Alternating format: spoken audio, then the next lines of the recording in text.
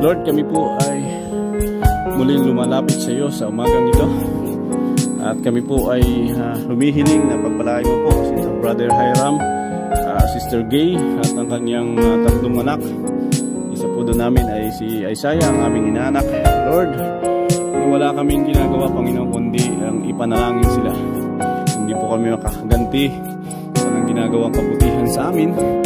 But tulad ng iyong pangako, Panginoon, sa iyong mga salita ay anuman po ang aming kahilingan para sa kanila ay ipagkakaloob mo, Panginoon. Dito po sa inakyat namin Coron, Tapias Island, sa bundok na ito ay tinataas po namin ang buong Magno and Rocky family, na kayo po ang patuloy na magpapala sa physically, mentally, emotionally, physically, spiritually, at sa relationship, Panginoon. Ito tinataas namin na samahan mo po sila sa lahat ng kanilang ginagawa. Si Brother Hiram po ay nakaranas ng pagkawala ng isang nanay. I-comfort mo siya palagi at i-cover mo po siya ng precious blood.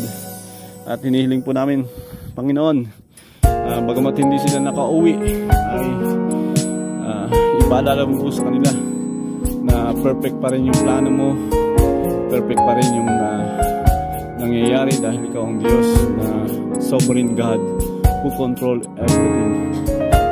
Lahat po naman ay beyond our control, but ikaw pa rin ang Diyos na may control.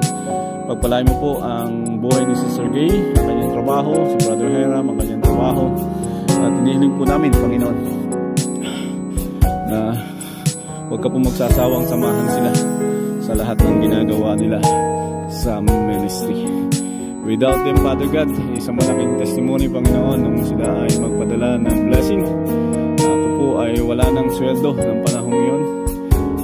Wala na po ng sweldo, hindi na tayo sumweldo dahil nag-resign po tayo sa trabaho. Pero ang Diyos ay gumawa ng himala sa buhay po ni Sister Gay and Brother Hiram. At expected blessing ang nakarating sa amin. At tunay na ito po'y kahanga-hanga sapagkat kami po ay dumadalo ng buong pamilya ng spiritual retreat. At na doon inaalala namin ang aming pangangailangan, pero nakita namin ang iyong pangako sa iyong salita sa Matthew 6:33. Seek ye first the kingdom of God, and all things shall be added unto you. As we seek you, Lord, yung favor mo, as we seek your guidance, and as we seek you direction, you touch sa buhay po, you impress sa buhay ni Sister Gay and Brother Hiram na kami ay tulungan in terms of finances, Panginoon. Salamat sa kanilang buhay, Panginoon, at hinihiling po namin ibalik po sila ito sa kanila, siksik, liglig at umaapaw pa. Salamat po, Panginoon.